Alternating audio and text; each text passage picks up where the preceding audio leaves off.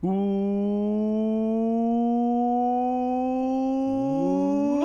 good, ladies and gentlemen, boys and girls of all ages? Welcome to the Black Ninja Cast. As usual, I am your host, the voice, Justin, and with me I have my lovely co-host. We got the one and only Uncle Viz in the building. What's coming at y'all? And today we have a very, very, very, very special day for y'all. First of all, it's the first time we podcasted in a very long time. Right? What did we talk about last time? Now that I think about it. What was it like? The fighting spirit? AE. It was when AE dropped out. Oh yeah, no, wasn't it Evo? Yeah. We were talking about Evo Japan. Yeah, we were talking about Evo Japan lineup. So that was a while ago. That was at least early last month. But we are back. We are here. We're happy. We're living life. And today we have a very, very, very special topic to share with you guys. That's going to be a two-parter. This part and the next part coming soon. But today it will be Andrew Viz the Kid's top 10 games of all times. Oh yeah, baby. Oh, I'm so excited. As am I. So we have 10 games waiting for you guys to disperse the knowledge.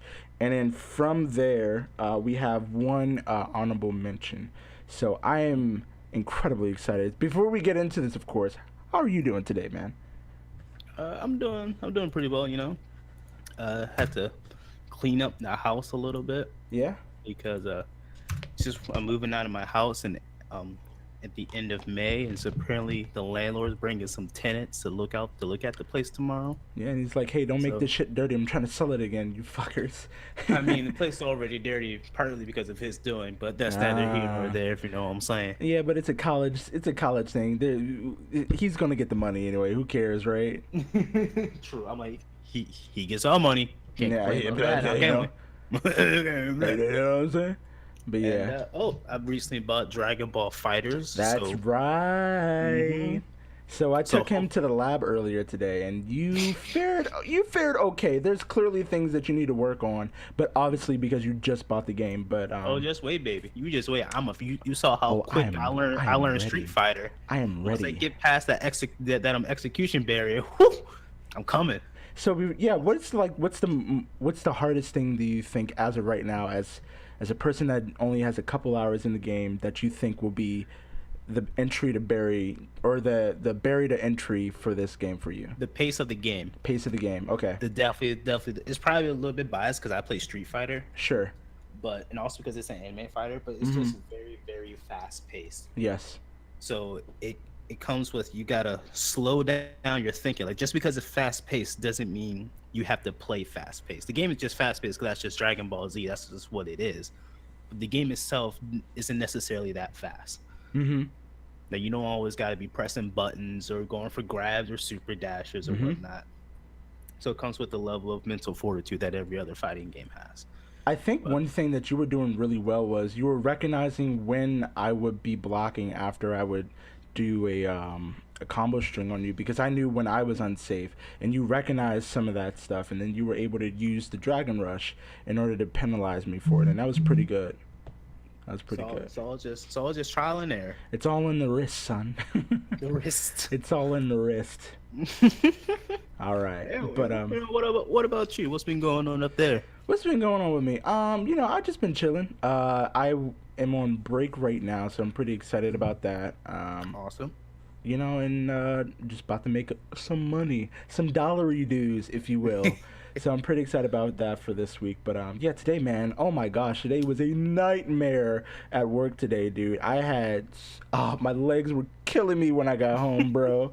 my feet were raw. So like, I have this weird thing, because I have two jobs, obviously, as you guys know. One is at a coffee shop, and one is at a healthcare insurance company that will clearly never disclose. But at my coffee job, or my coffee shop job, I stand up essentially for 8 hours, and when I get home and I sit down, the second I stand up, I realize how tender the bottom of my feet are, and I'm just like, good Lord Almighty, my bottom of the feet are tender as fuck right now. I'm just like, oh my gosh, like everything below my knee hurts. My knee hurts. Tender as Laura's butt cheeks. Tender as Laura's butt cheeks. Speaking of which, top right corner. All right. You ain't getting the bottom half of that picture. No, you are not. I like my channel way too much. That is all I could give you guys. But obviously I gave you the Lori, the Lori. Well, yeah, that would be their couple name, right? Lori. I'm not doing that. All right, sure. he's not commenting on that. But I'm going to comment on that. But Laura and Jury up in the corner, as that is Uncle Viz's top 2 characters from Street Fighter.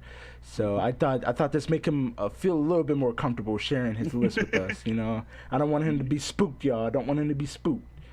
Speaking of lists, shall we get started? Let's get started. So first and foremost, this is in no particular order, correct? Yeah, this is no particular order. However, I will say the top 4 games I would say are my favorite.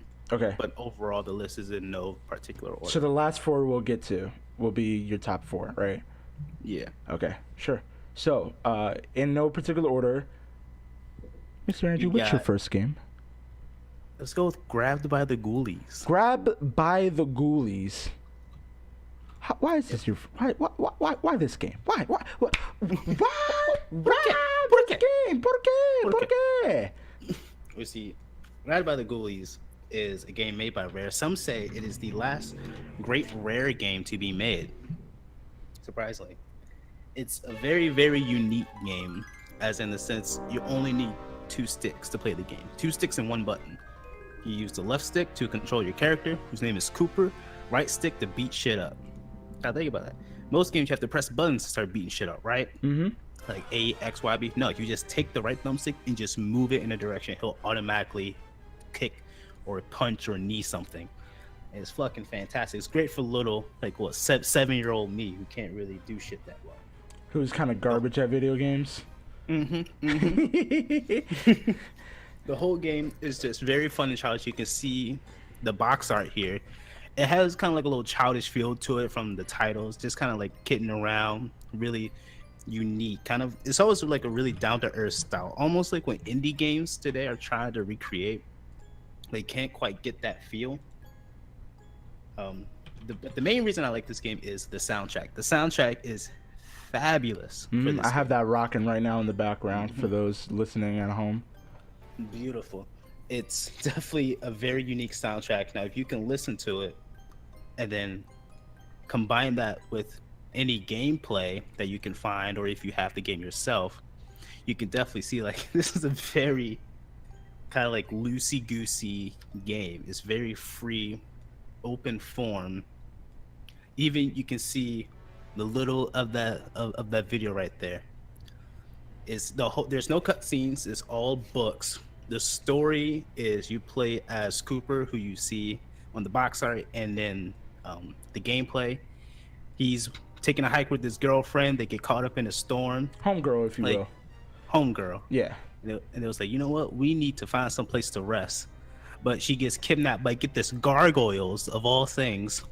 Those motherfuckers. Taken inside of the mansion, which is called Ghoul Haven. Wait a minute. Does he have super strength? Did you just move that entire pool table around?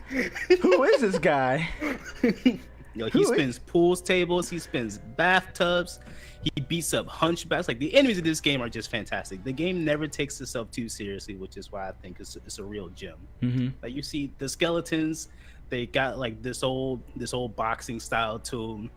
Like the old put 'em up, put 'em up, Shing.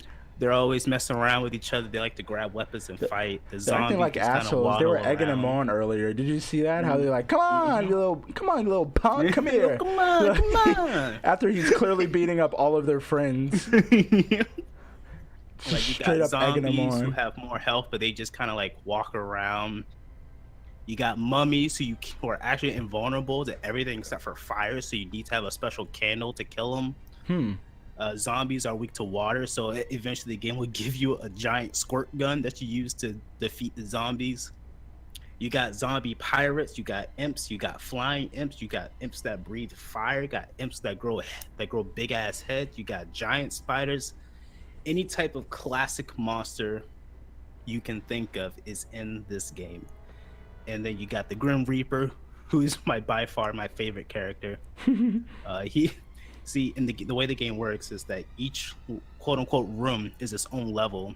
you need to do something in order to get out. It's called a challenge. Mm-hmm. Like in that room we saw with all the skeletons, in order to leave that room, you need to defeat all of the skeletons. And if you fuck up the rules, the Grim Reaper comes and he kills you in one hit. Okay.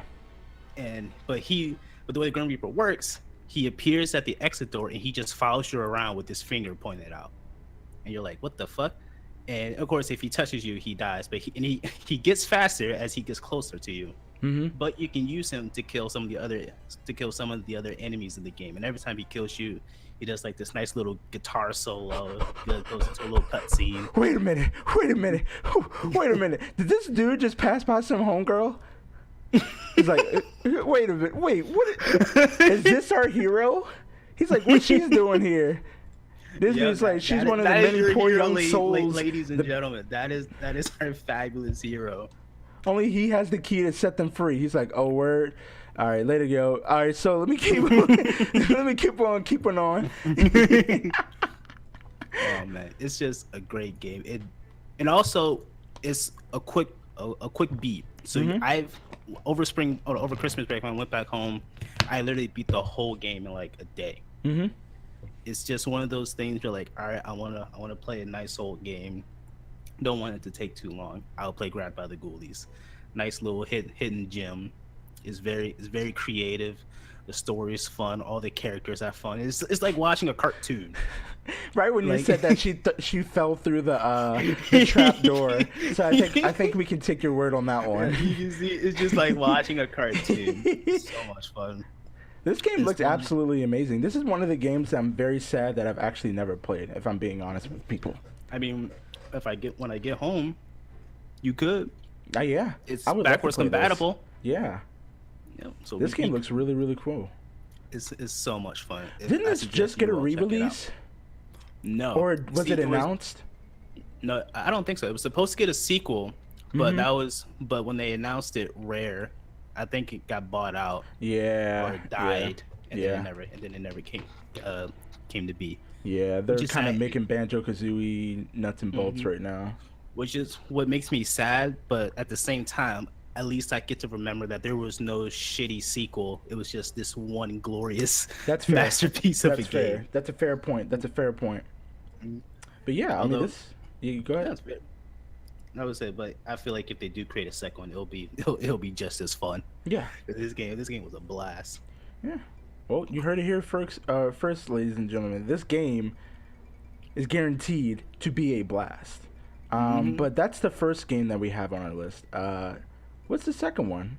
Talk to me, brother. The second one I would say is Metroid Prime 2 Echoes. Now this is a game I've actually played, so go ahead. This is obviously one of my favorite games of all time, but it's my favorite Metroid game of all time. This is the reason why Samus, I would say, is my favorite like adventure character of all time.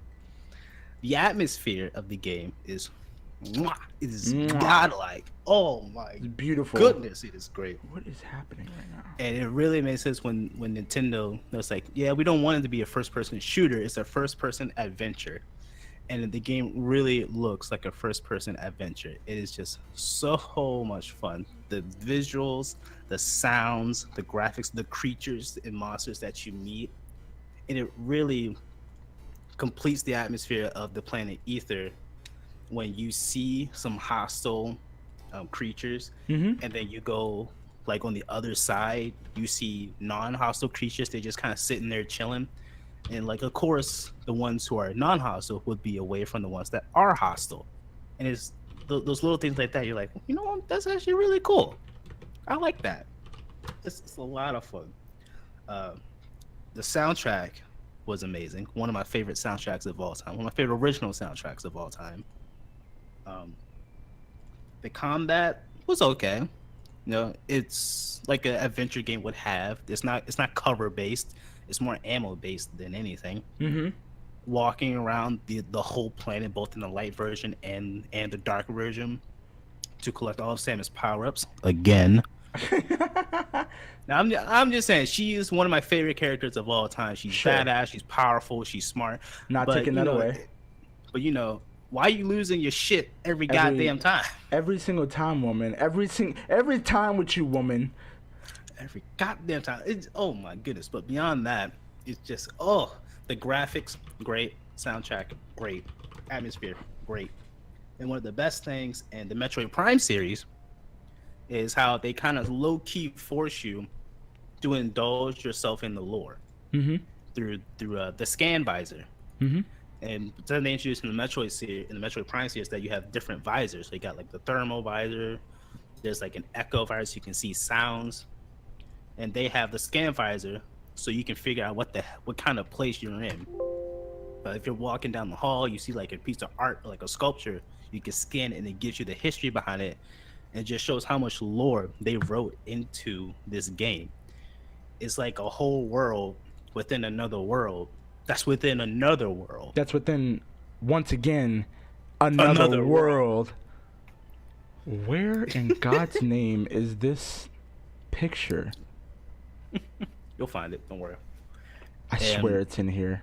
This is going to actually drive me probably insane. Oh, there it is. Good. Jesus Christ. All right, we found it. I was like, I know I printed this one out. It's like, I specifically remember looking at this one. Bro, you gotta be labeling these pictures, man. Yeah, I should, maybe. Another big advantage of the scan visor is the fact that you can see the weaknesses in your enemy. Because Sam, you know, she's smart. You know, Yes. she's not some brute. She doesn't walk around. You a smart shit. girl. She's smart. She ain't gonna walk around shooting smart. shit. Tell her that she ain't Call of Duty. Not till something dies. She's like, all right, this guy looks tough. Let me see if I can scan for any weaknesses. And it's like biology or something. Like there's something in the room that can back me up. And I feel like that little detail alone just shows how much they cared about the game and how much they cared about the character that Samus is. And Metroid Prime 1 almost made it in place of Metroid Prime 2. But the reason I chose Metroid Prime 2 because I like the story better. okay. Metroid Prime 1 was a really fun story, but Metroid Prime 2 involving like the separate worlds, like the worlds getting separated to like the light ether and the dark ether, like creatures of darkness attack. I was like, that's so fucking cool. And then the introduction of Phazon from Metroid Prime 1 and how it fused at the very end of Metroid Prime 1. You fight the actual Metroid Prime, and then it turns into Dark Samus, who you see a lot in this game. Yes. And Dark Samus, I think, is one of her best villains, alongside Ridley, obviously, the OG.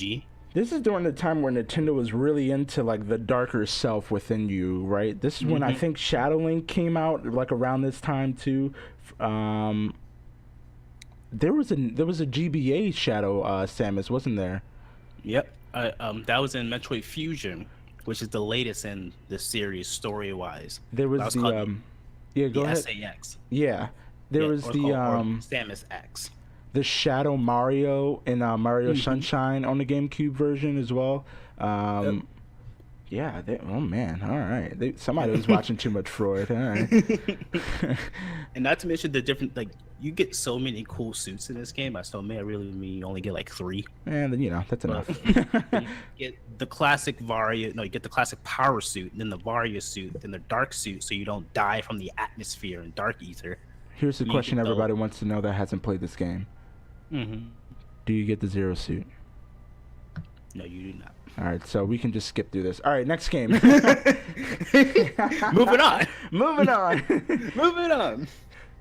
I mean, actually though, because that was pretty much the last of my points. Oh, okay, yeah.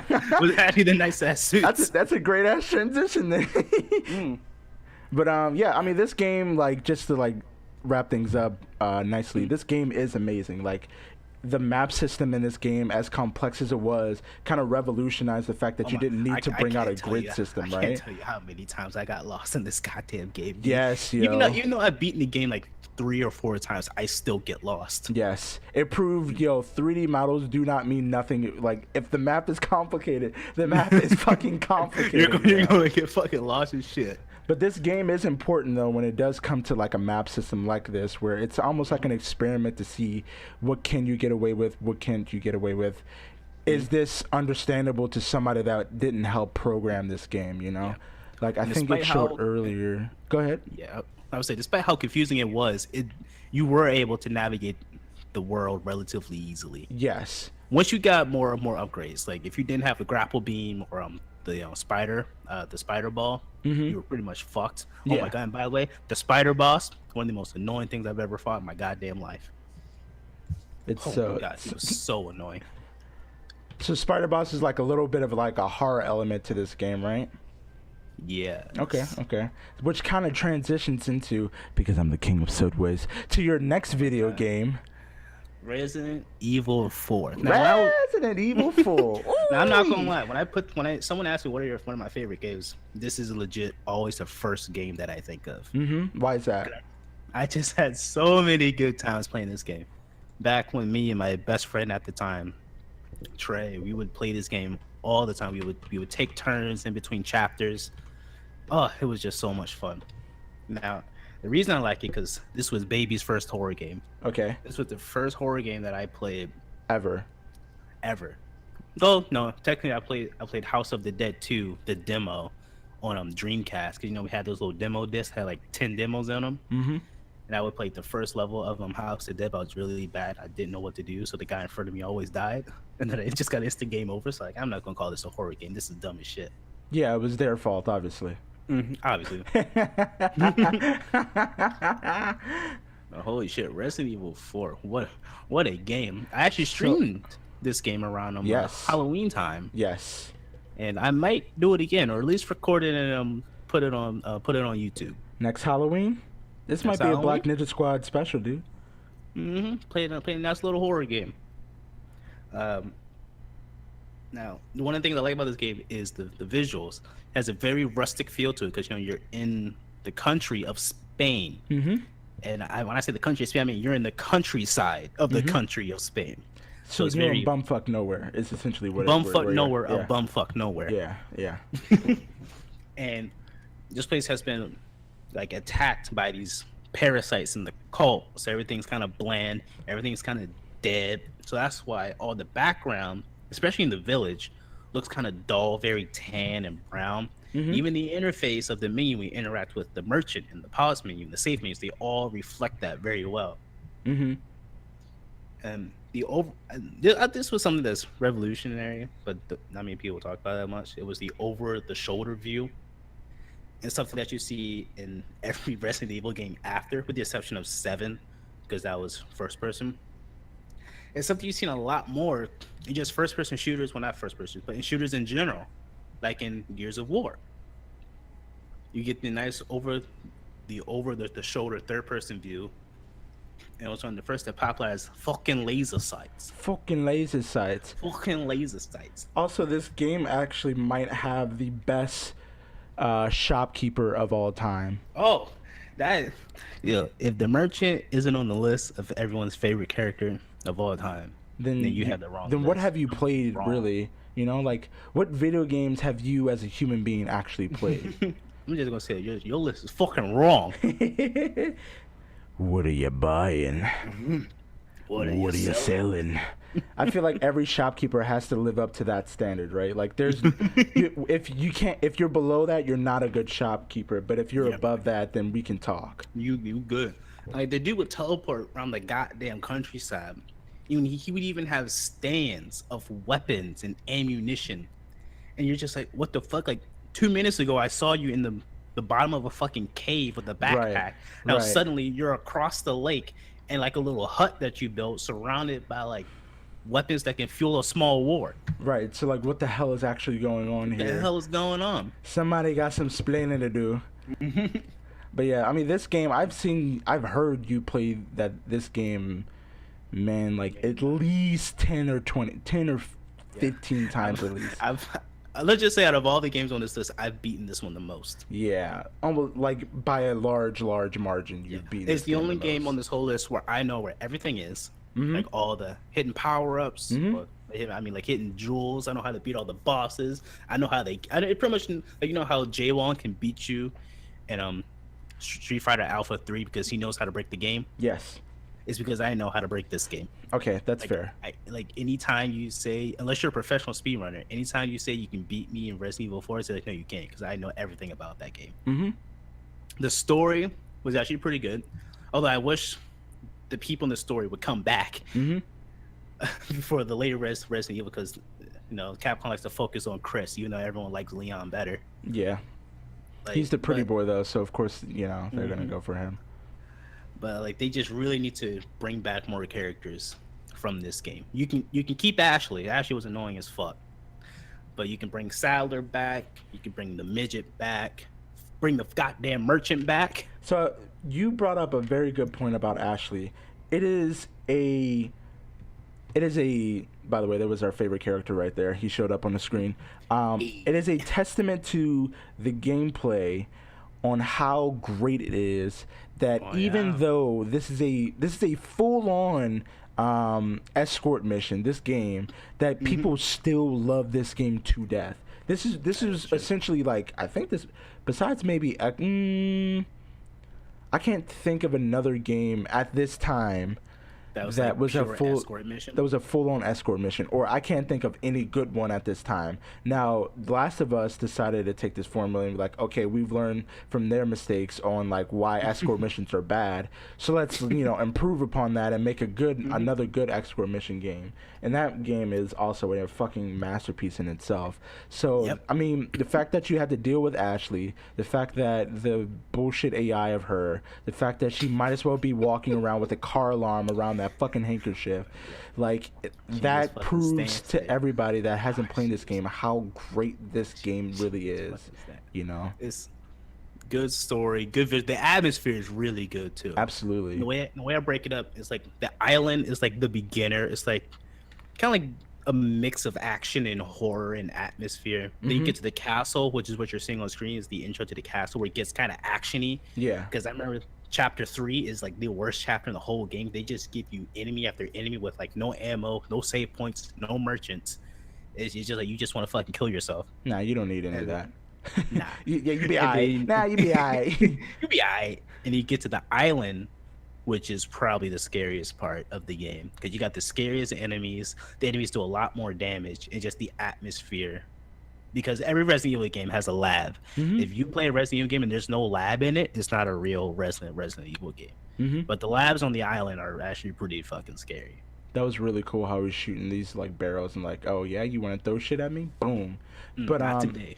This is the HD remaster version of it, and I'm looking at this, and the game looks great. Like, yes, like the graphics are a little dated, but I mean, like, look at this visual. Look at the detail they put into this castle, like the cracks on the wall. Now, obviously, zooming into the mountain is not the greatest of ideas if you want to showcase, what your graphics can do.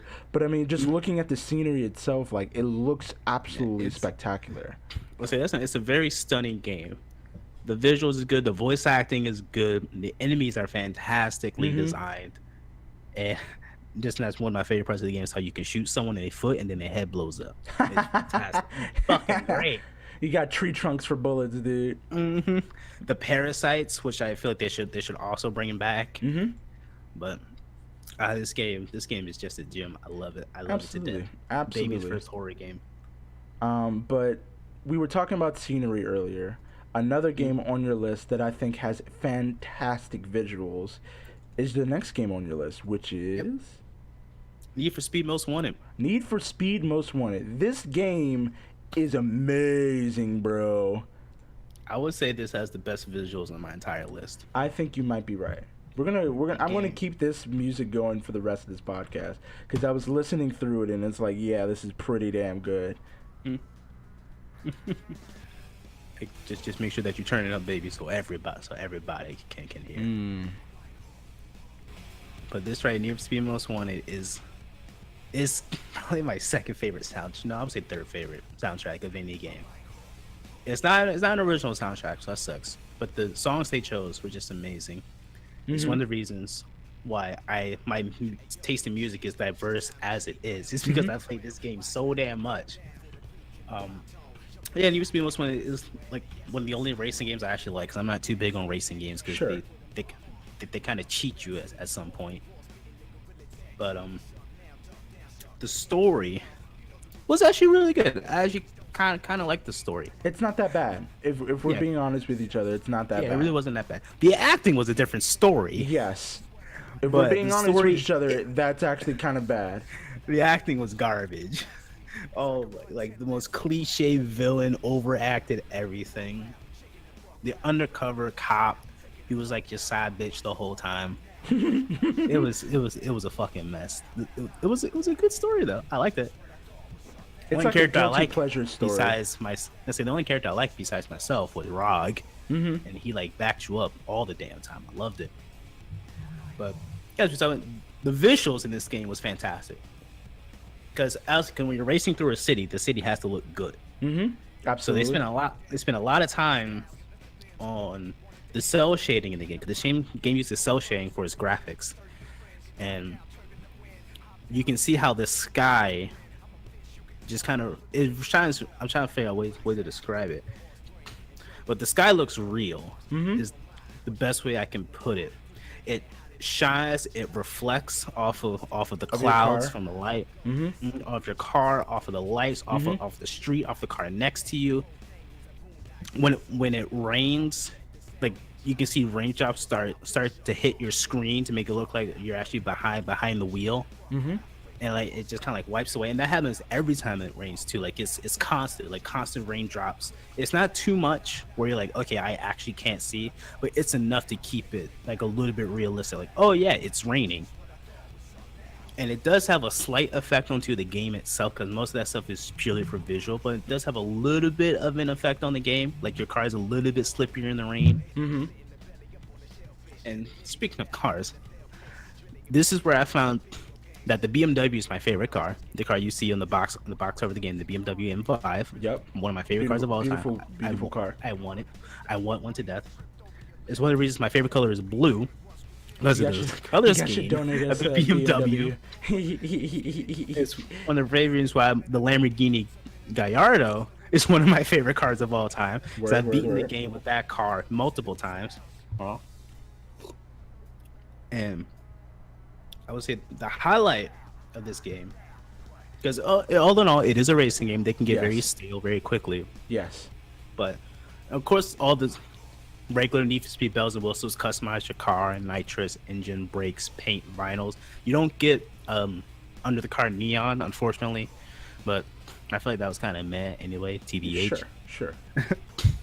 But the best part in this game, which is something I really hope they would keep to the same standards in Need for Speed Carbon, but they weren't able to, were the pursuits. Okay. The pursuits in this game were so much fun. I've never felt more nervous in a video game than doing a pursuit in Need for Speed Most Wanted, because those cops are fucking relentless. Like you take GTA cops, but you give them cars that are 4 times as fast.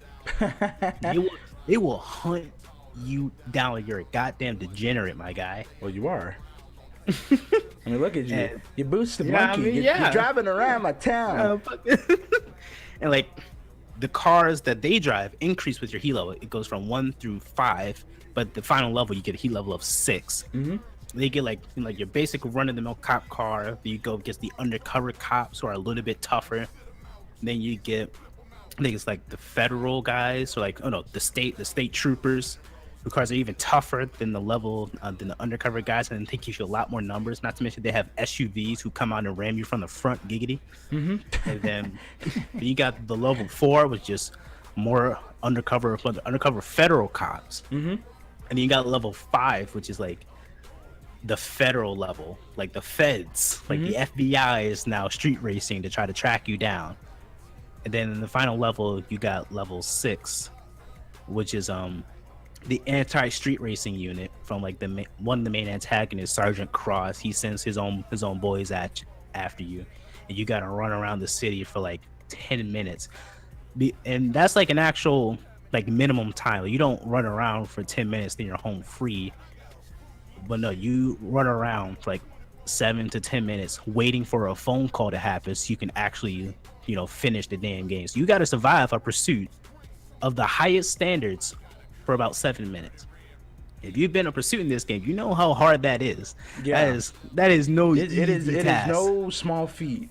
Like that Like, is some hard The shit. cops, they just spawn left and right. They're everywhere, and they use the way they code them. They have actual tactics. So they don't just try to ram you. Like they'll try to run you off the road. If the cop is coded with at least one other cop, one of them will get behind you, the other one will speed up in front of you and just stop.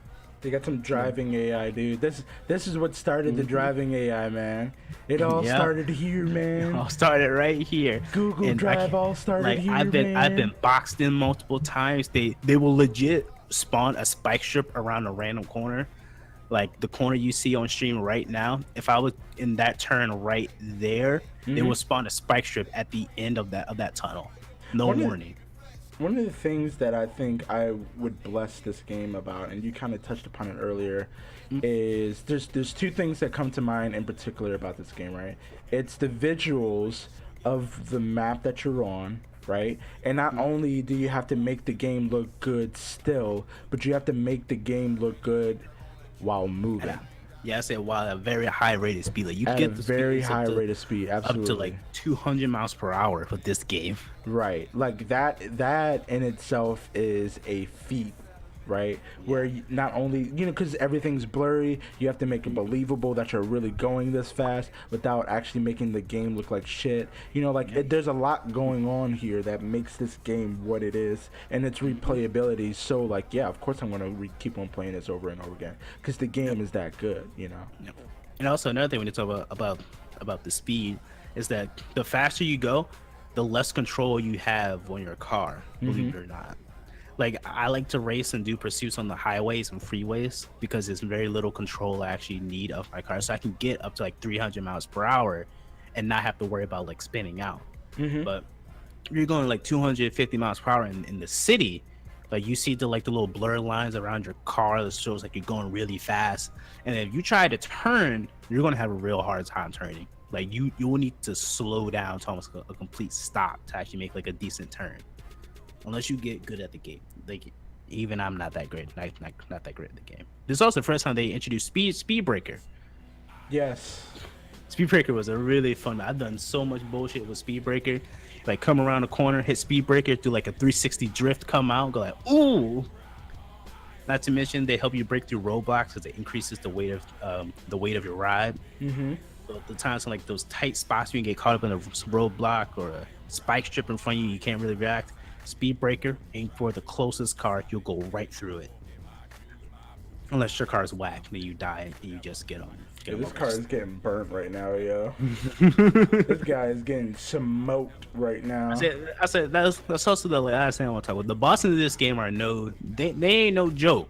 Like even the very first boss, like if you don't know the layout of the track or know like how to handle your ride, you're going to lose. Like their cars will actually always be faster than yours.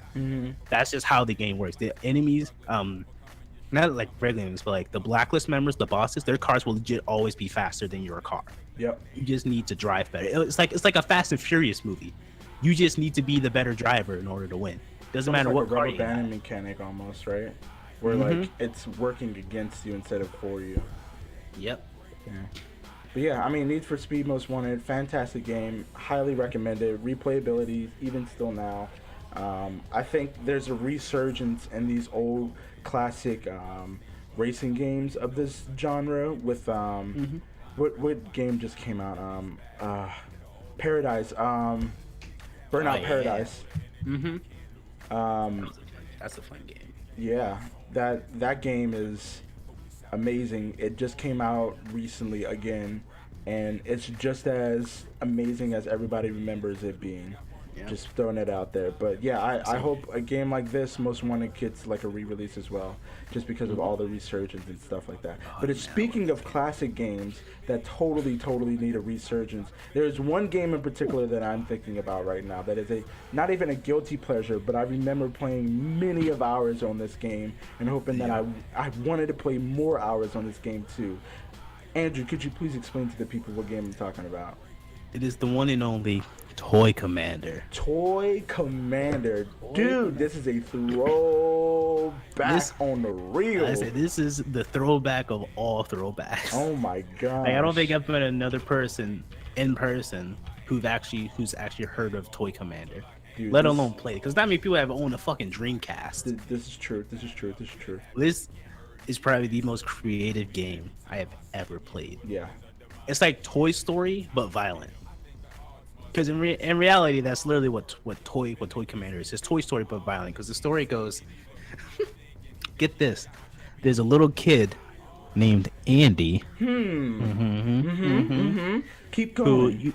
he used to play with all like these nice classic toys like teddy bears, a rocking horse, like robots and all that other shit. But I think this is either birthday or Christmas. He gets a new set of military toys, which is why you see in the cover you see like tanks, planes, and rocket launchers, and in the game you see the Jeep with the machine gun. And Andy starts playing with those toys instead of his older ones, reminding you of something. And so then the old toys decide to rally together, led by Huggy the teddy bear, in a revolt to destroy all of the new military-based toys. Does this ring any bells to a certain story about toys? Yeah, I'm thinking Monsters Inc. Right? That's what you're thinking about. Yeah. Yeah, that classic game, that classic movie about toys, right? Yep. Oh my goodness. So But yes, yeah, this this game did take some very clearly obvious story beats from Toy Story, but I think It is. what one of the greatest things about this game is not only its action mechanics, its shooting mechanics, but it's multiplayer, bro. Yeah. Oh, I've spent man. many hours multiplayer together as a family, just playing this game. Yes, man, this It was so multiplayer much is fun. absolutely insanely addictive. It was so bootleg. It was great. Yeah, this is definitely one of the most creative games I've ever played. Like, Yes. listen, you're playing toys. Your basic machine gun for all of the vehicles in the game are like pop caps. Yeah. Like out of those little paper ones with like a little bit of gunpowder, you smash it in between like the toy hammer and like the toy chamber and like a little pop. Or like those plastic ring cap guns. Like that's all your basic machine guns. It's that, and then you can shoot missiles, which you can upgrade from pencils to pen caps to fucking highlighters, which come with different sounds. By the way, it just sounds like a goddamn laser. And then you can drop bombs when you're playing in a helicopter, which would be like fucking erasers or thumbtacks.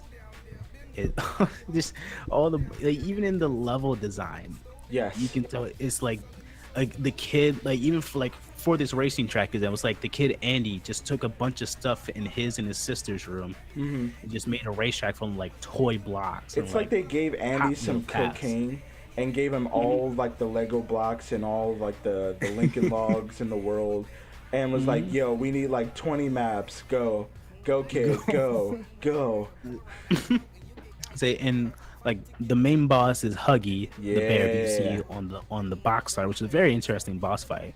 And actually, all the boss fights in this game are quite interesting, as in it's static. Well, not static, but like there's no waves to it. It's just the boss walking around in the room on a set path, and whenever you're inside of his range, it just starts shooting at you, and you just need to shoot at it back and aim for its key points. Like for one of the bosses, it's like a little like baby toy with rings on it, and like it shoots stuff out of the rings and out of its eyes. So you shoot the rings first to destroy the rings, and you shoot its eyes, and then it's dead. And then the final boss, Teddy or Huggy, you actually play as all of the bosses that you defeated previously. Like a boss So rush it's- almost. So it's almost like they turn on because at first they're like his generals. So like, all right, I'm gonna give the transformer the kitchen.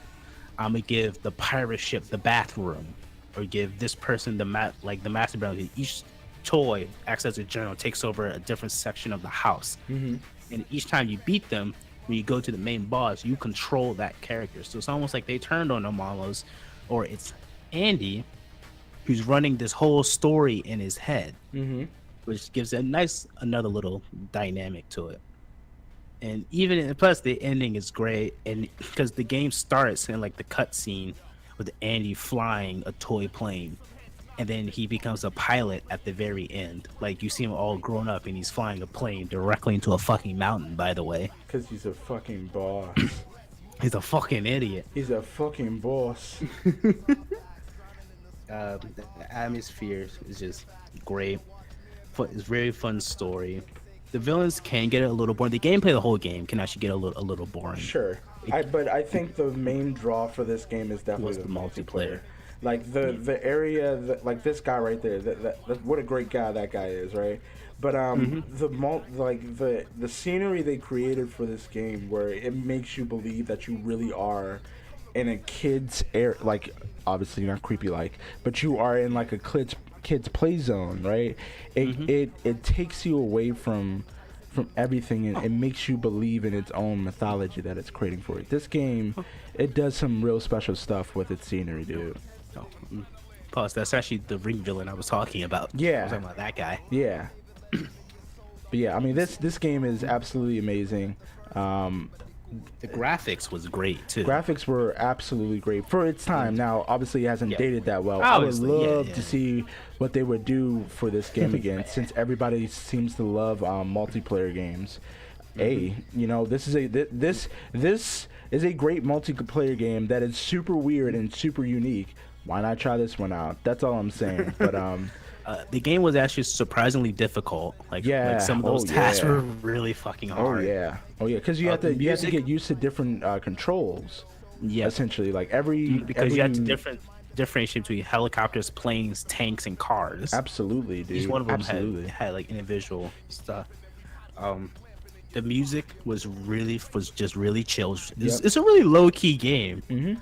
Just like its popular status, the gameplay, the music, it's just really like even when we play together, dude. It's really a feel good. It's really a feel good game. Just super relaxing to play. Yeah.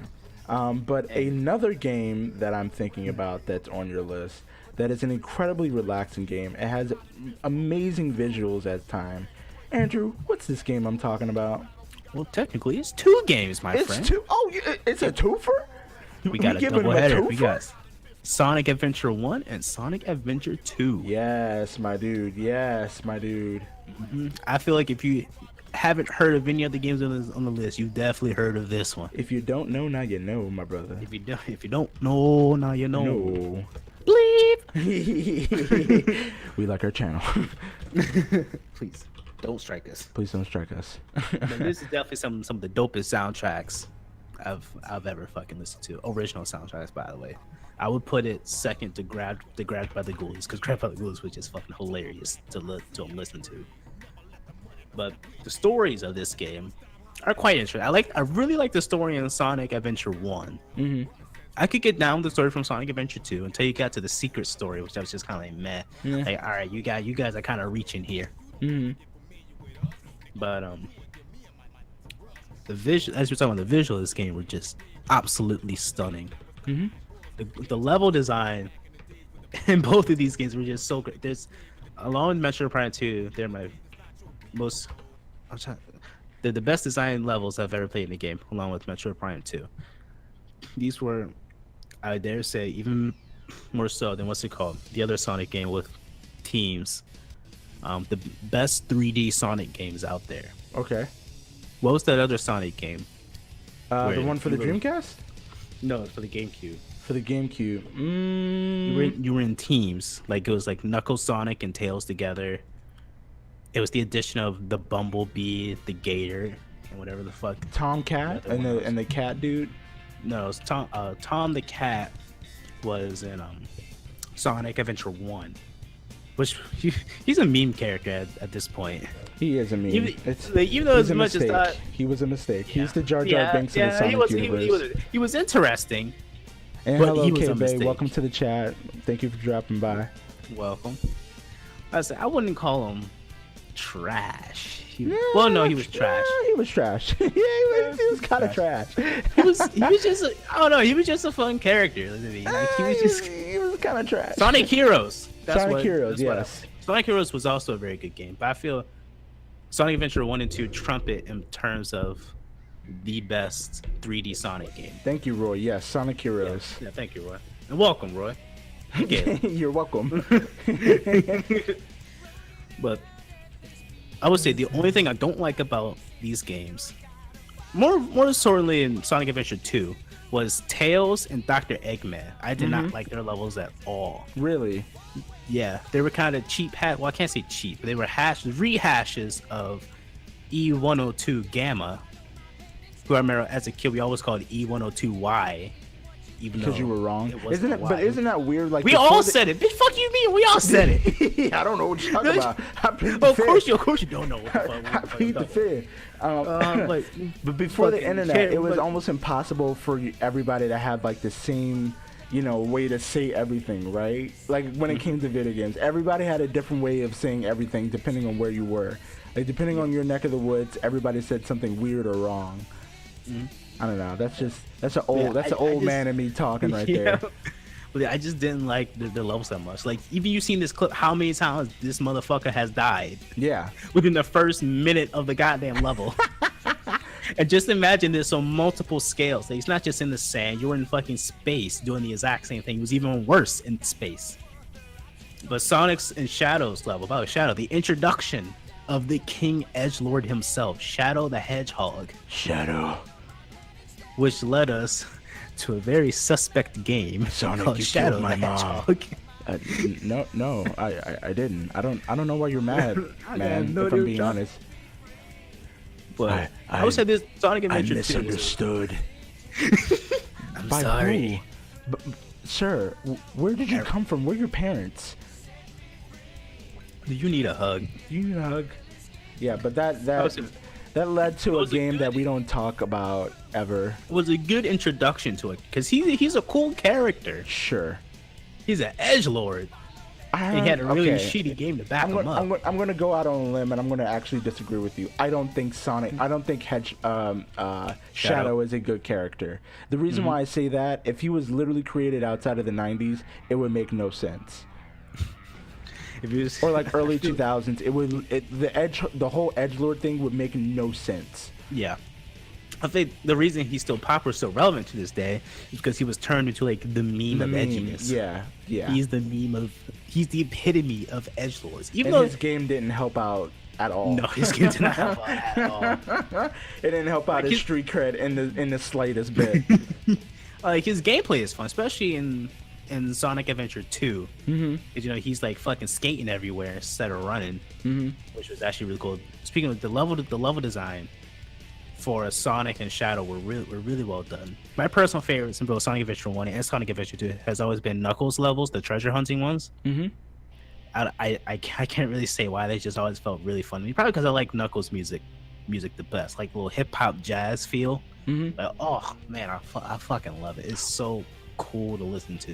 I Real even quick, have I it see on- we have people in the chat. What are your feelings on the edgelord himself, Shadow? Do you like him? Do you hate him? Do you just think it's funny, so you kind of like him, or do you think he like? What are your thoughts on Shadow? I'm actually genuinely of all curious that. about this. I feel like he started out as like good intentions, Sure, but they decided to give him. but so too did the dark cat of an character, and attitude. that went very south very Okay. fast.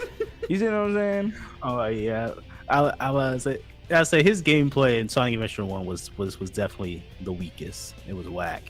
Yeah. Like just going fishing, like imagine going from like the really fast pace of Sonic, like you're And doing you go loops, fishing. you're doing corkscrews, you're running at max speed. Even Tails would fly at max speeds. Knuckles was like beating shit up, looking for his emerald. Amy was playing Runaway from the robot, bashing shit with the hammer. E102 Gamma was shooting motherfuckers. You had up the there. bat He was a chick. goddamn cop.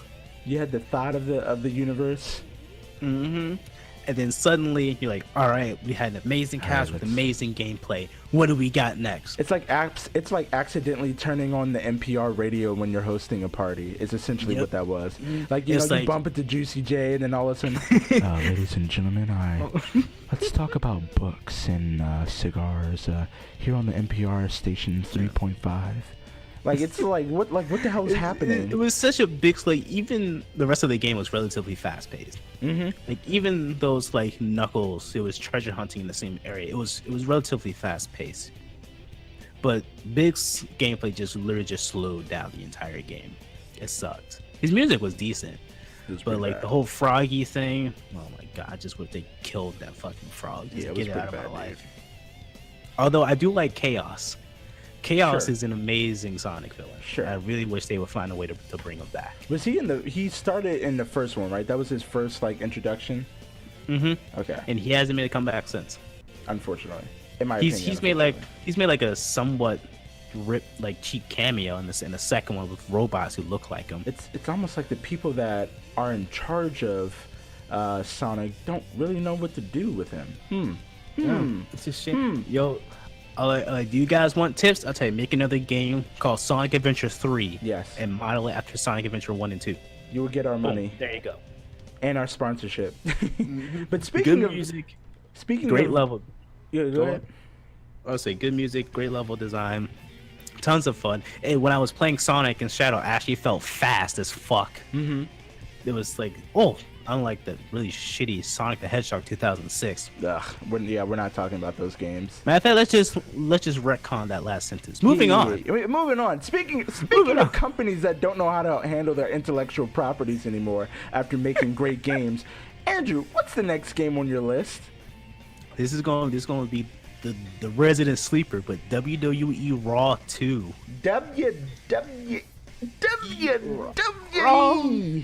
Raw 2.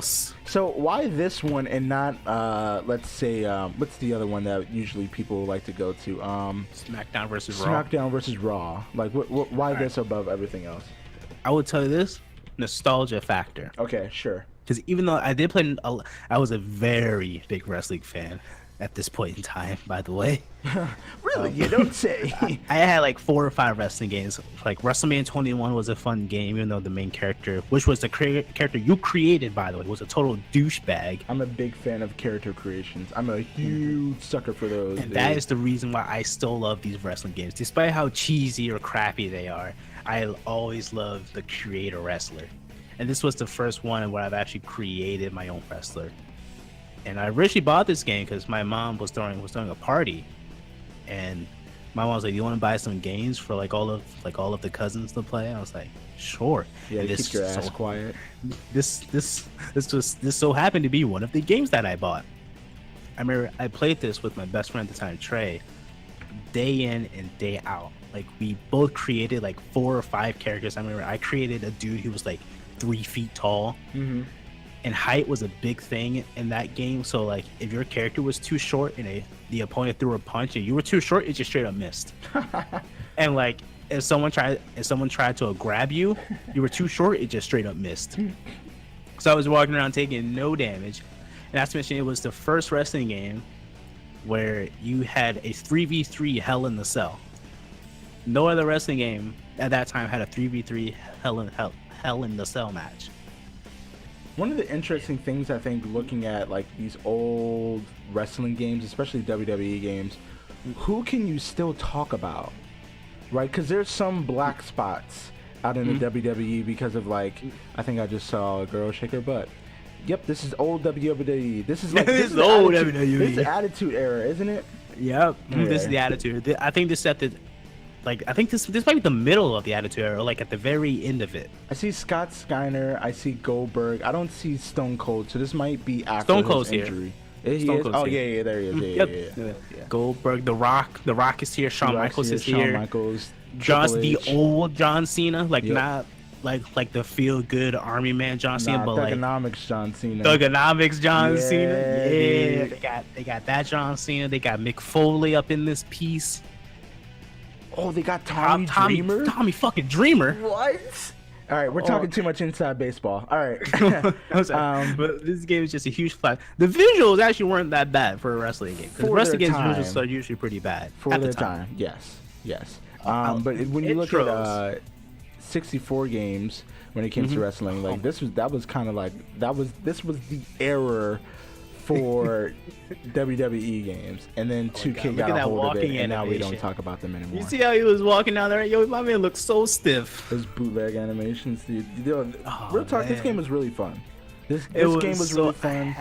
WWE used to create amazing games, and then they don't anymore. They were just fun back then. Like I don't know how else to, but like they were so bootleg and cheaply made. They were fun. The mechanics were simple enough where it wasn't stupid. You So know, simple. Right? Like they started the match by literally running and clotheslining. That's all you needed to do. Look at the view.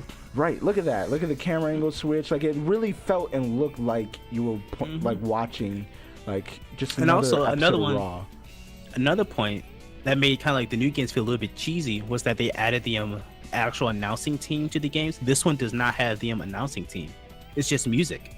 Yeah. It's just like heavy rock music in the background, the crowd cheering you on, and just everyone beating each other up. It was fucking great. As which there's also the very first wrestling game that I was able to do finishing moves, because in every other game they were hard as fuck to do. Mm-hmm.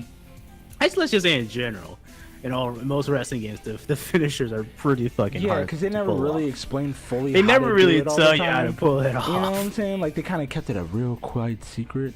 Like it's almost like an Easter egg and whatever. So like when you were the first person of your friends to figure out how to do it, you were unstoppable. But yeah, I mean WWE Raw 2, fantastic game. The story mode was meh. You can do a lot of interesting. Like this game lets you do a lot of things in the story mode. Sure. Like say like you could choose. Like say you enter your own created character into the story mode. It was, and really I can't say story mode is really. There was no real story to it. You had to create your own story. So like picture that.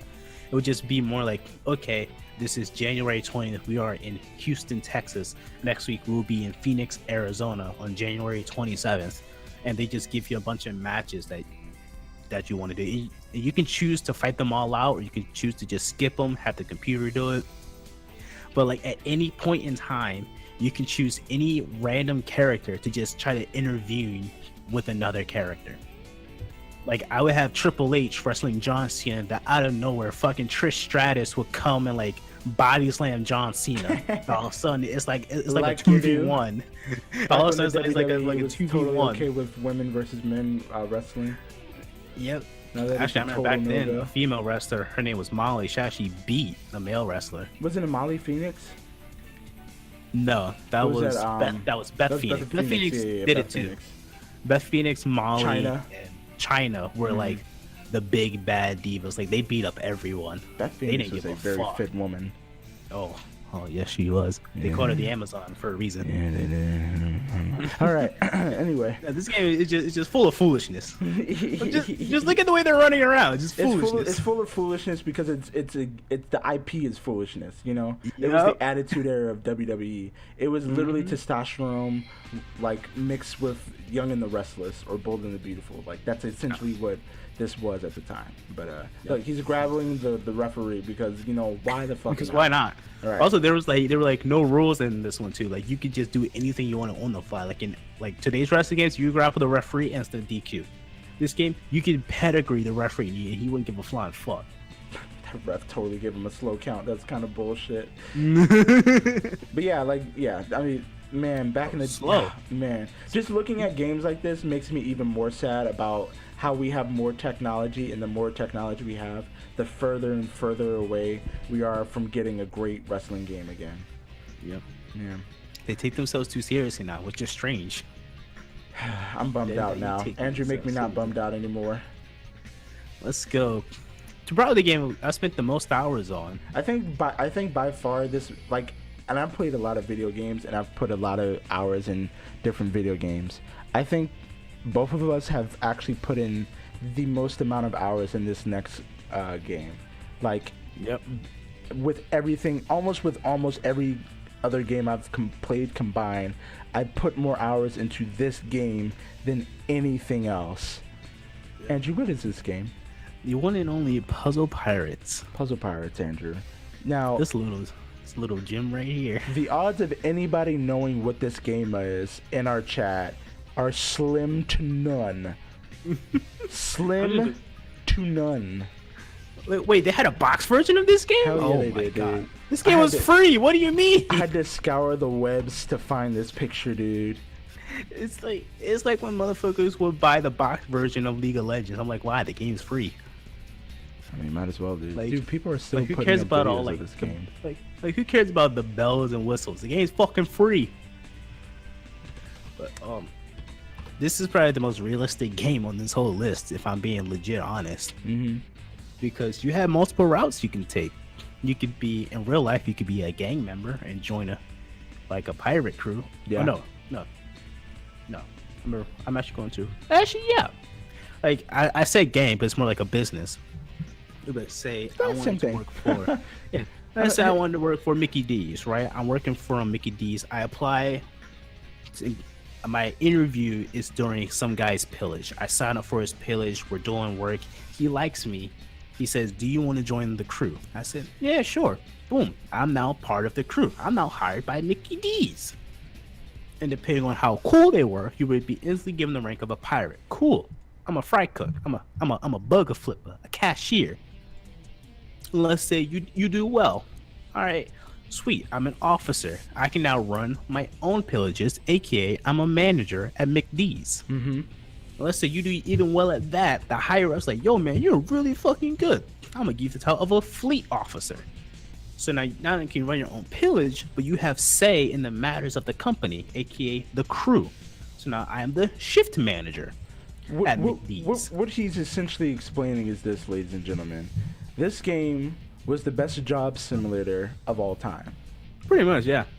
Like, this game will put you in the place of a pirate where you would simulate the, like rigging, pillaging, all that, stuff that kept the maintenance of a ship, but it put it in a form where it was easily digestible. A lot of people could pick it up because it's not too complex. It's literally a puzzle, right? That's all you're essentially doing is just doing a puzzle over and over again. Everything you do in the game is legit a puzzle. That's why it's called Puzzle Pirates. Yes. Most people can pick this up. You don't actually need to be a hardcore gamer. You don't need to get heavy mechanics. All you need to do is have an appreciation of puzzles, and this game will be for you. And just being chill. Yeah, like, just put on a podcast game for 4 hours and just relax, bro. Yeah. Like, and plus, if you didn't want to join a crew and pillage, you could go work at someone's stall, which is like their shop. Be a shop worker. Yep. Or say you can literally gamble your money at the end. Like, I've seen cats who literally made all of their money just by playing poker. Like, they would get millions, become some of the richest people in the whole server just by playing poker. They didn't do any pillaging, no stall work. They just literally gambling their money away. Because might as well. Might as well. We were really high ranked in the game too. Yeah, we were. We were kind of the shit in one server, but. Yep. Hunter, hashtag Hunter Ocean. Wait, no, not Hunter. It was Sage. It was Sage. Sage Ocean. Saji, I looked it up actually. if you will. Saji. Hashtag Sage Ocean for life. I want to go back to that game at some point just for shits and gigs. Is it still up? Mm-hmm. Wow. It's still up. Like, they merged some of the oceans together. Like the Sage Ocean, which is what we played on, got merged with the Hunter Ocean. I imagine the maintenance on this game is super low. I think so, yeah. But apparently, like, it still has like a dedicated fan base to it. It's a puzzle game. Like, it's relaxing as fuck, Yeah, nice and chill. There's like literally no stress in this game. Puzzles and chill. Yeah. I mean, this game is great. Like, this is a complete guilty pleasure, and we totally get it.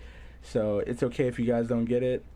But man, I said, this was my introduction to an online game. I wouldn't play League of Legends or DFO or Rainbow Six or Street Fighter without this game. So yeah, I mean, there you go. Without this game, there would be no Black Ninja Squad. There would be no Black Ninja Squad. So everybody say thank you. Thank you, Puzzle Pirates. Thank you, Puzzle Pirates. But so we were talking about a relaxed game in Puzzle Pirates. Let's talk about a game almost on the opposite end of the spectrum, where this is not a relaxing game. In fact, dude's dying. They're falling on the floor, Andrew. What game is this? It's 007 Nightfire, my guys. 007 Nightfire. Now, this is not GoldenEye, which is the classic when it comes to... Classic. One of the best multiplayers of all time. Yes. This is Nightfire. Explain to the people why Nightfire above GoldenEye.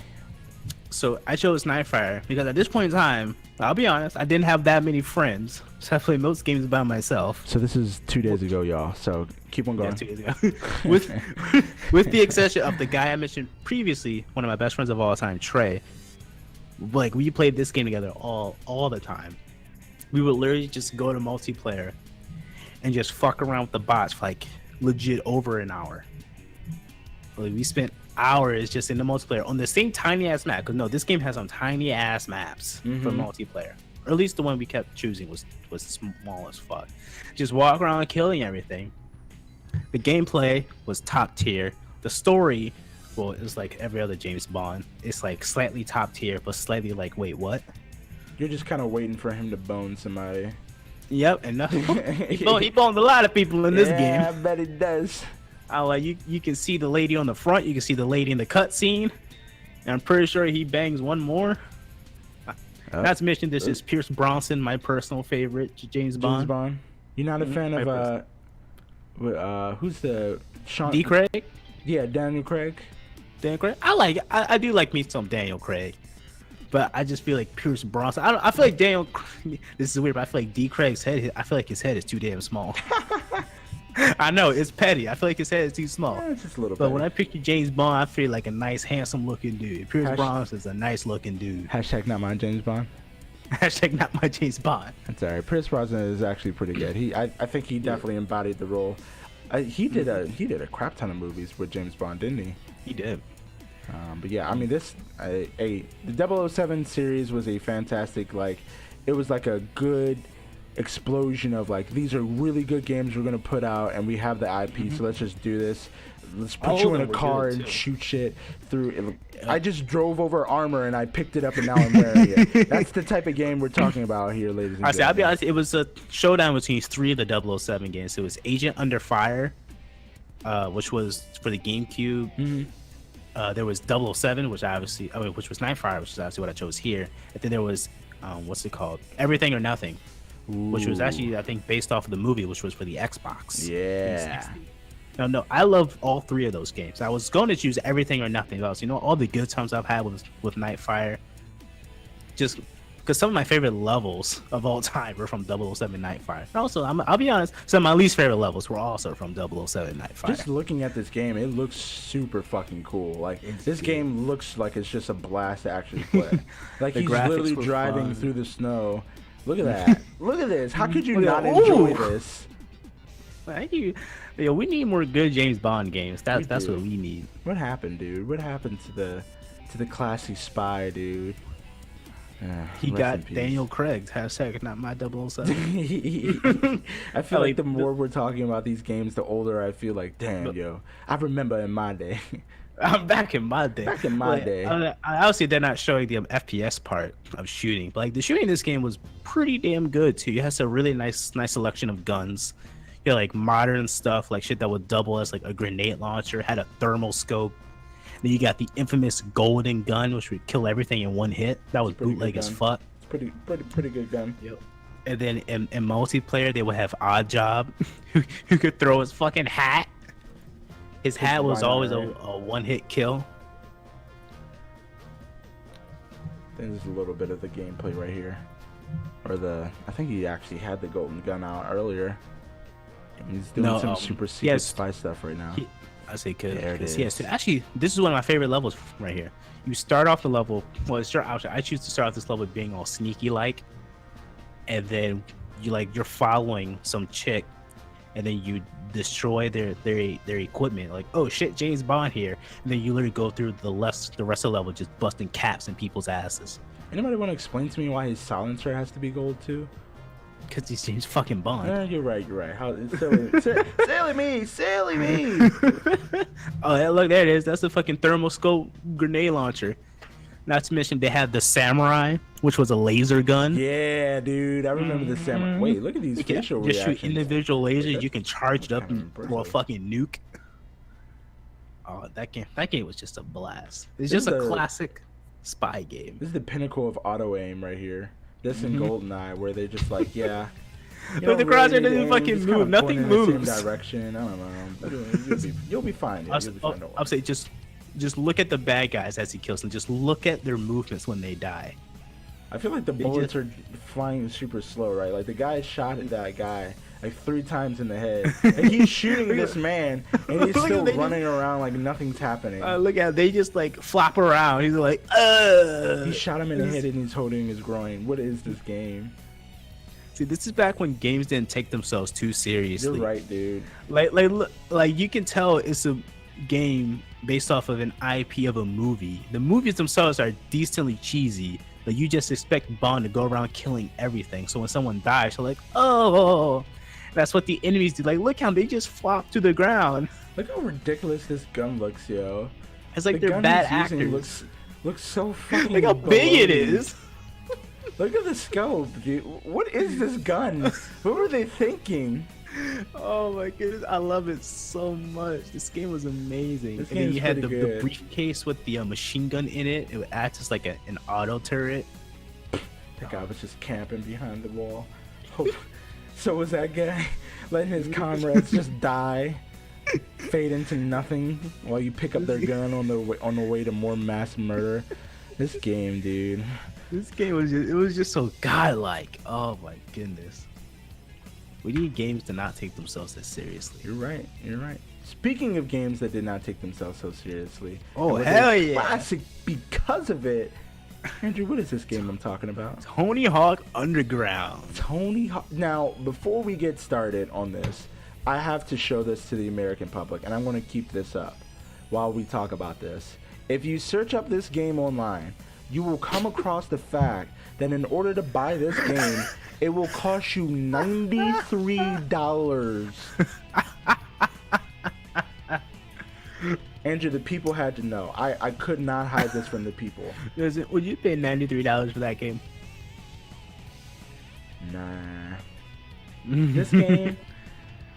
It's one of the most yeah, bootleg games I've ever played, but that's why it's so much fun. I feel like the only reason why I would say no is just because how easy it is to like They get it for cheaper. just get it for cheaper, or you know, just kind of getting the.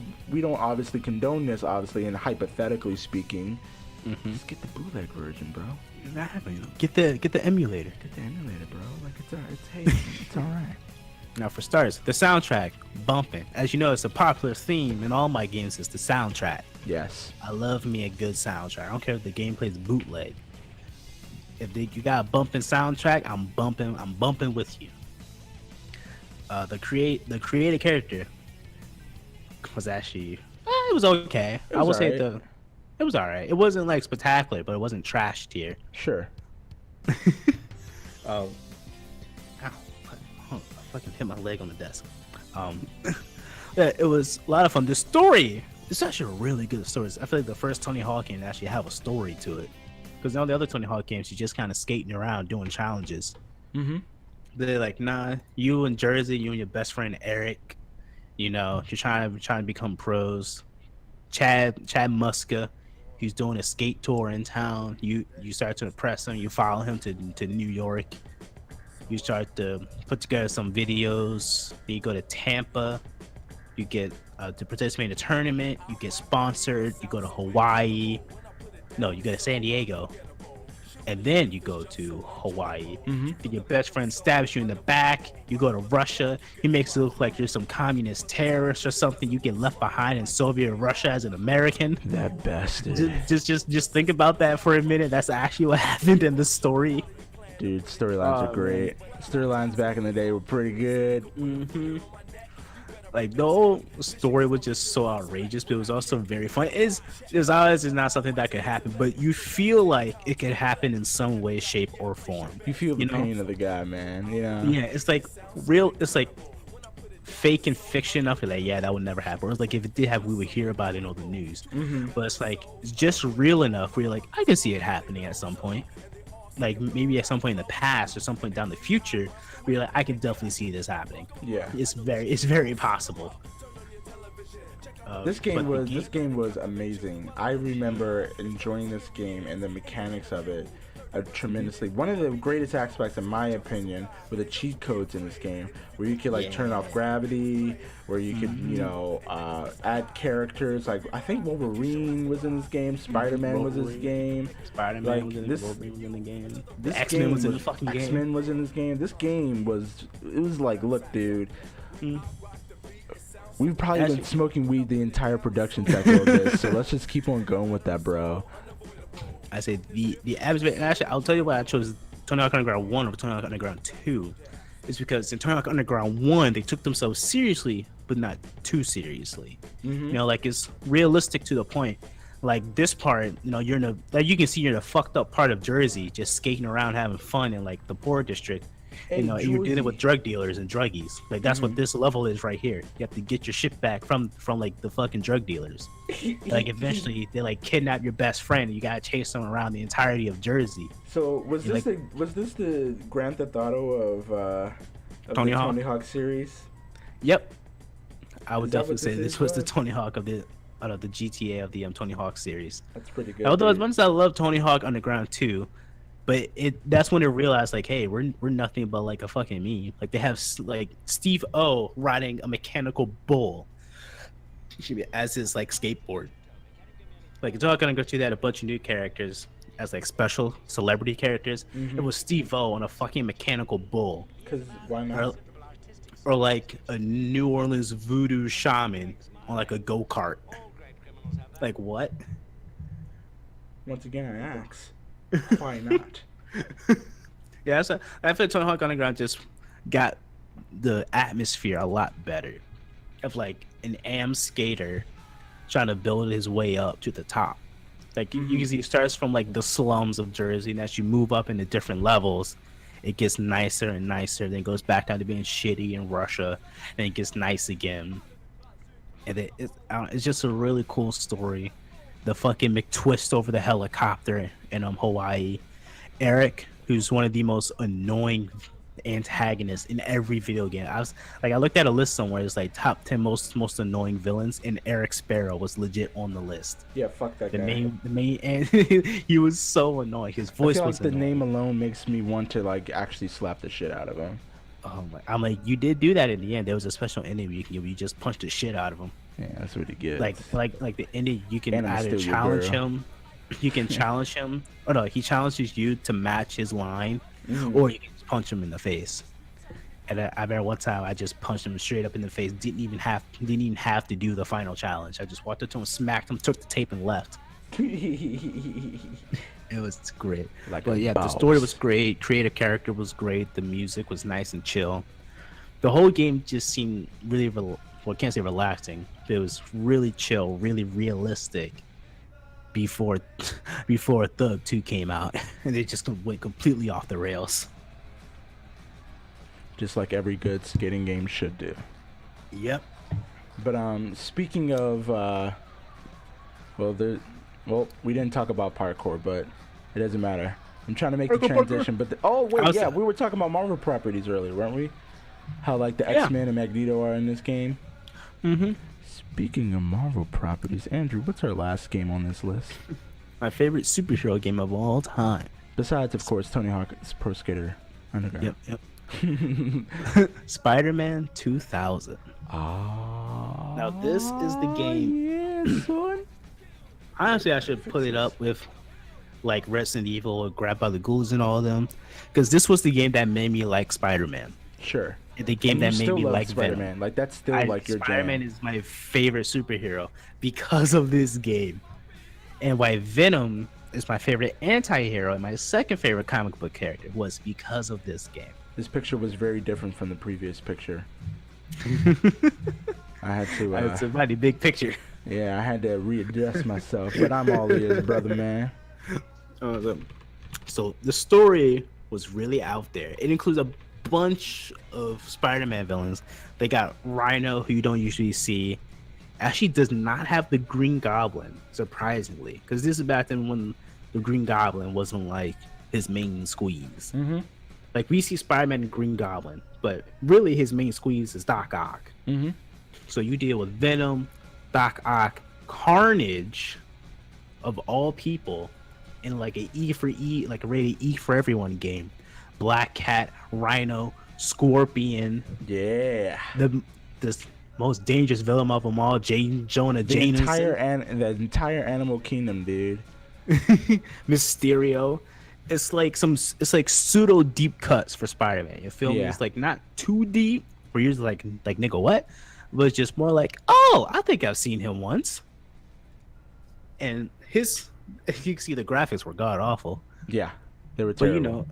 at the time they were Pretty there. good. They were pretty good political graphics for sure. Yeah, And there's this no is debate when here. no one knew how to have Spider-Man web swing. Mm-hmm. So the web swing in this game is extremely bootleg.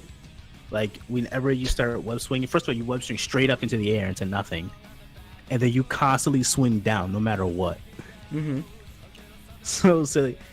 I don't know. It's just weird to explain it. Like hopefully we'll be able to see a clip of it in the video. But he like constantly swings down, so you can only swing for this limited period a period of time. But I think what this game shows, and I mean other Spider-Man game shows, is the super strength. A lot of people forget Spider-Man has super strength, you guys. He's strong as fuck. You know, he's not as strong as the Hulk, but you know, he can. He's strong. Like he's as strong as like Captain America, if not stronger. They kind of showed it in the last film where he Tom Holland picked up the building that was on top of him. They showed that off. They showed that. And no, that's only when he's young. In this game, he's older. Like he picked up a bomb that was the size of like a bank vault. He picked it up and very threw much it on out. his Batman 64 bid right there. Mm-hmm. But the main reason I love this game was the dialogue. Mm-hmm. Like I said, this because if you're like, why do you like Spider-Man? Well, I feel like he's the perfect mix of being smart and being like an actual hero, of like knowing what and when to do the right thing, like not being an idiot running in. But he's funny. Like he's just like a chill guy. He cracks jokes when he's in the middle of like a harrowing battle, and he does that in this game. Like obviously you can't hear it because we ain't trying to get copyright like that. No, but when he's fighting Rhino, or he's fighting Scorpion, he's cracking jokes the entire time. Yes, as a good Spider-Man always should be. Mm-hmm. Like when he was fighting Rhino and he gets like electrocuted, he says Rhino Burger's coming up, and as like a little like 6-year-old me, it's like, yo, this is fucking hilarious. Oh, Lizard! Forgot to say, you also see Lizard. Like, dude, let's be honest. Up until Andrew Garfield Spider-Man, I mean, people have heard of Lizard. You're right. Lizard is one of his most powerful villains. And it's also like just another example of the troubled scientist that let his work get the best of him, which is a common theme in this in Spider-Man villains. I said, just look at bootleg that fucking swinging is. And this is also like I honestly suggest you look up Spider-Man 2000 versus like Spider-Man versus Venom. All of their interactions, it's like two old friends who hate each other, but they also love each other at the same time. It's hard to explain. Like Eddie Brock still hates Spider-Man, but Venom hits himself like jokes around with Spider-Man. Mm-hmm. You feel me? Yeah. And they get all the costumes you can unlock. And the best part of the game, by the way, is all narrated by Stan Lee. Yeah. Stan Lee narrated the entire game. Yeah, dude. It's great. That's pretty good. You also get a little bit of Black Cat action. Oh, speaking of which, hello there. Literally, that was perfect timing. That was the second perfect timing. Her face isn't all that great, but we're just gonna keep on. We're gonna put a thumb right there. I was gonna say none of the. Oh my god, that was worse than I remember. That's all right. I don't think anybody was looking at her face. You get to see Mary Jane when she's actually, because in all the other games and movies she's not married to Peter Parker, they're just friends or like BF, like boyfriend and girlfriend. Mm-hmm. But this game they're actually married. Like she knows he's Spider-Man. Nice. And there goes big boy Venom. There goes my boy. He's like, yo, let me talk shit, yo. I was smashing Black Cat last night, my bro. You don't understand, like just think about this. He's literally Venom. He's like, hey, Spider-Man, aka Peter Parker, come save Mary Jane in the sewers. He's saying this on national television. You're like, what? How goofy is this guy? Like, bro, yo, come on, yo. How you gonna play me like that, man? Why you gotta be like that, my dude? This game is such a blast. Like, I want to find my old Dreamcast emulator and just insert the disc. Hypothetically speaking. Hypothetically, aka the ROM. Insert the CD-ROM so I can play this game again. Because it is the reason I love Spider-Man. Yeah, I mean, this is another game on this list that is fantastic. Transcends time, really. Like, this game will still probably be fun if we play it right now. Like, minus the graphics and whatever. Like, this game on its own is still a very, very fun game. Like, you can't hear it. Oh, it also has Daredevil and the Human Torch. Yeah. side note. I said you can't hear it, but in the cutscenes, Spider-Man acts like a real hero. He's like, "All right, I gotta do this and justice and whatnot." When he's like, when he's fighting someone, he's cracking jokes the whole time. I fucking love it. I love it to death. Yeah, I mean, this.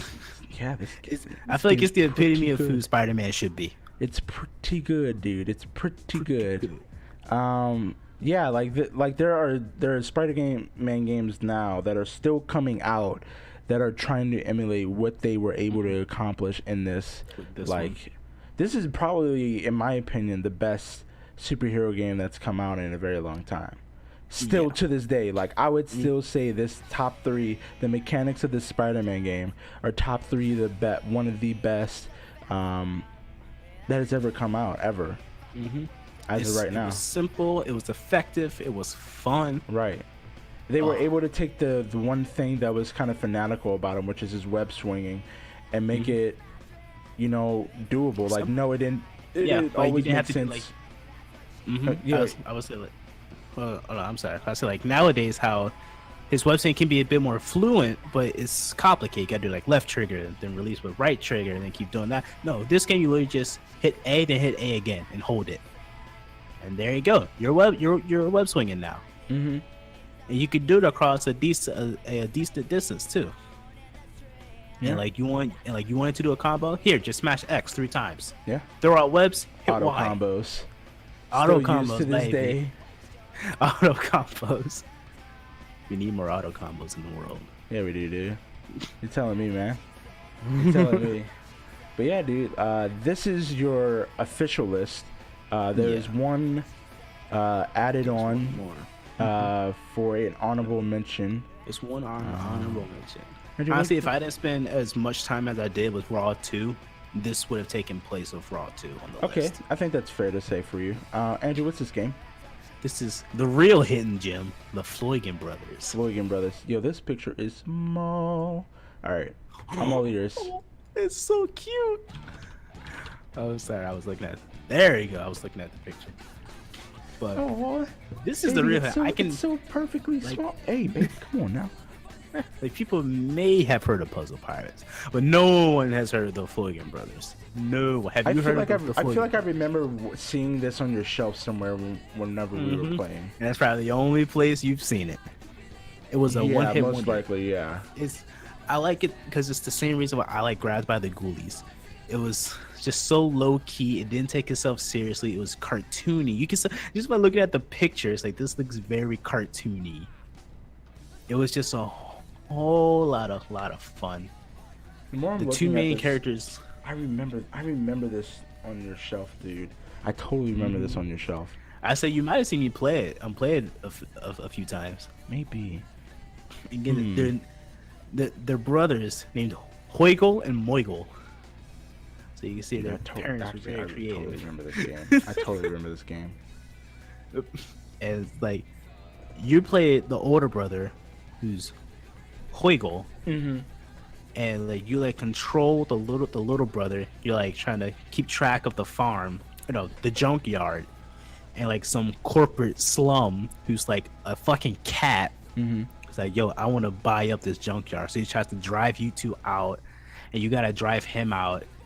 And it's just a whole goddamn cartoon adventure. Like one of the cats you need to fight, he builds like a fortress out like an apple tree, and he throws bombs at you, and you need to pick the bombs back up and throw it at him before they explode. But get this, since he's a cat, you need to kill him 9 times. I mean, that makes perfect logical sense to me. And then like here's the every time you like kill him, like an angel spirit flies right out of his body. And I'm just quick, like, this is an interesting scene that's happening right now where they were literally explaining the directions of the game by him pulling out the directions book in game. Great scene. Great scene right there. Yeah, I thought this game, it was so unique, so weird. It was very funny. Like the giant enemy spiders, they have mustaches and top hats, as to say like, hey, we're not that scary, even though we can kill you. We're not scary. We have top Right. hats and mustaches. Uh, and one of the other cat bosses, you literally play hot potato with the bomb. Like you're sitting in a circle next to a lake, and like you keep throwing the bomb back and forth between all three of you, playing hot potato. And that's an actual boss fight, playing hot potato. And it's like the whole time, like even though this corporate guys is trying to take over your junkyard, that's not the goal of the game. That's actually a side quest. Even though they make a big deal out of it and all the boss fights are that, the main goal of the game is for the little brother to make the birthday gift for the big brother. Right. That's literally what you do for the entire game. Like killing the cats, that's a side project. That's a side gig. That's your side hustle. Mm-hmm. It just What I do shows on the how weekends.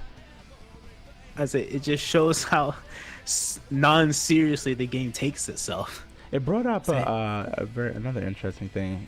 Man, this is a pretty good clip. It showed the first sign of a decision wheel when it comes to conversations, right? Where you can insult, you can say no, say yes, play, teach, hug. Because throughout the game, it goes on a point system. Like if you want to teach him, your little brother, to do something, you have to pay points for it, and you can get points by playing games or completing objectives. And randomly, he'll ask you to do things. Oh, the hell was that? So like you could be walking around on your way to a mission, and he'll go like, "I want to play a game," and that's how he says it too. Like, "I want to play a game," and you can say Let's play a no. game. Like, let's play a game. You can say no, and he'll get sad and walk away, or you can say yes, and he can choose, or sometimes he'll let you choose what game. You can play High Five, which has like an actual mini game mechanic to it. You can play Hide and Seek, which could actually be pretty difficult. You can play Catch. You can play Tag, which is actually hard because he's fast as fuck, boy. And or you can teach him a new game to play, or you can teach him to overcome some other shit. Like despite how big it is, he's afraid of spiders. But you can literally teach him to not be afraid of spiders. He'll just go out, crush up all the spiders for you. Or and like all the other stuff, like you can insult. You have him stand on like this certain button on the map, and if you insult him, he'll start crying and he'll fill up a river that's nearby, so you can like get on a raft and float down and get to somewhere else on the map. Or as you just saw in the video, you can insult him. Oh no, you can do something else. You can keep hitting him to make him mad. If you stand on the button, he'll like turn you into a ball and hit you like a baseball in order for you to get somewhere else, and then he'll quickly get over it. This is as I'm watching the style of game that this is and all that stuff, this is reminding me of something that was very popular during this era, where you would have the super smart or seemingly intelligent character with the like the ditzy really dumb person. one. Right, so like I'm thinking of stuff like Pinky and the Brain, Cat, Yep. Dog, Tom and Jerry almost. Tom and Jerry almost, right, where there's this dichotomy of the id and the and the realized Ed, person. Ed and but Eddie. Right, Ed and Eddie, like where you have the consciousness versus the subconsciousness and all that stuff, and put it into cartoon versions so kids can understand these deep issues and whatever. Yeah, that's pretty much how I saw it. Like, you're pretty much at the smart older one. You need to take care of the dumb younger one. Right.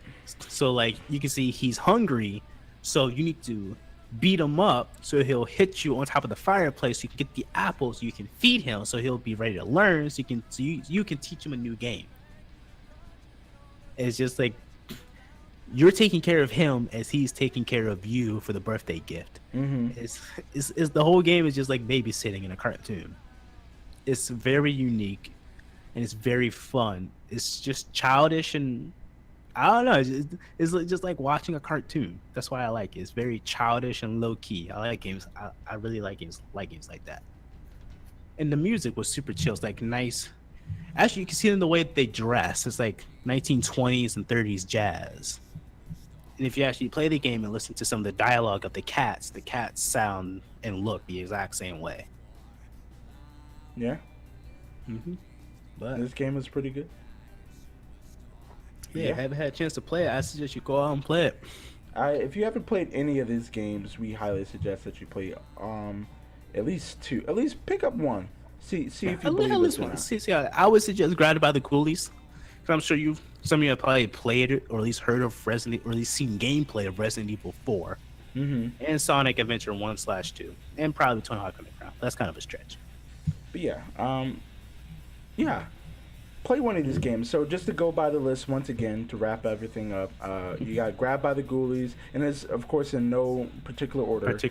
But Grabbed by the Ghoulies, Metro Prime 2, Resident Evil 4, Need for Speed Most Wanted, Toy Commander, Sonic Adventures 1/2, a little twofer for you guys, WWE Raw, Puzzle Pirates, 007 Nightfire, Tony Hawk Underground, Spider-Man 2000, and of course the honorable mention. Floygian Brothers. The Floygian Brothers. But yeah, this is Andrew's list. My list shall come soon enough. Maybe next week. Maybe next week. We'll see. Maybe. We shall see. We shall see. Let me check my schedule out. Yeah, should be next week. But yeah, anything else to say in closing about this list, Andrew? I'll say, I look for a solid soundtrack most of all in games, which all of these games have a really good soundtrack. With the exception of Puzzle Pirates, because it doesn't really have one. You kind of created your own soundtrack. By just playing music or just talking to other people. Yeah, soundtrack, just being chill and not taking yourself too seriously. Like games these days, they take themselves too seriously. Like you're supposed to be like an edgy person. They make the whole game edgy. It's like you gotta keep it chill sometimes. You can be edgy and being funny at the same time. Right, you can relax a little bit. Yeah, relax. Thank you, Roy, for coming by, man. We really appreciate it, Roy. man. We know we really appreciate that love that you give us. But yeah, in closing, these games are great, guys. Like whether you agree with it should be in the top 10 or not, all of these games I think are definitely worth the watch or the play through just a little bit, just to wet your feet a little bit. These are just mine. I'm curious to see what everyone else's is. If you have a top 10, hopefully by next games, next Saturday we'll be able to see at least like a top 3 from you guys, or just 3 games that you guys really like, or at least one, or just one. Just give us one. All we want is one. Right off at the top of the old noggin. We're not asking for a lot over here. But yeah, I mean, thank you guys so very much for coming by. We love all of the support that you guys give us. Roy, we love you. Kay, we love you. Everybody else that was in the chat that didn't say anything, we still love you. But yeah, the lurkers, the quiet ones, the people that are like, you want to buy, what are you selling? What are you buying? What are you buying? We really appreciate all the love and support that you guys give us. It really means a lot to us. But yeah, I mean, this is the Black Ninja Squad. That was the Andrew's top 10 of all time video games in his opinion. So next week, stay tuned for mine. Justin's top 10 of all time. But yeah, thank you guys so very, very, very, very, very much for dropping by. Yeah, peace. We love you. We hope to see you guys on Monday when we come back at it again. Yeah, dude. Be happy, be sweet, be blessed, dude. Peace out. And you know what they say? Stay black. Stay black, y'all. Stay black, y'all. Peace.